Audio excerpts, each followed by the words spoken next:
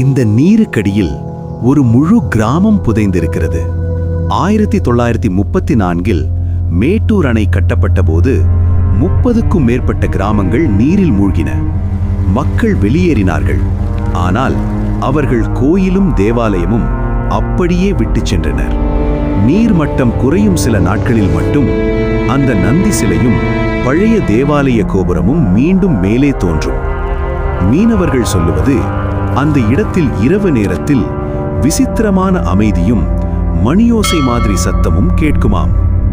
ஏனென்றால் அந்த நீருக்கடியில் வீடுகள் மட்டுமில்லை, சுடுகாடுகளும் கல்லறைகளும் கூட இன்னும் அங்கேயே இருக்கின்றன. அதனால்தான் அந்த பகுதியை லோக்கல்ஸ் அமைதியற்ற ஆன்மாக்களினிடம் என்று நம்புகிறார்கள். ஒரு காலத்தில் மனிதர்கள் வாழ்ந்த இடம் இன்று நீரின் அடியில் மௌனமாக கிடைக்கிறது.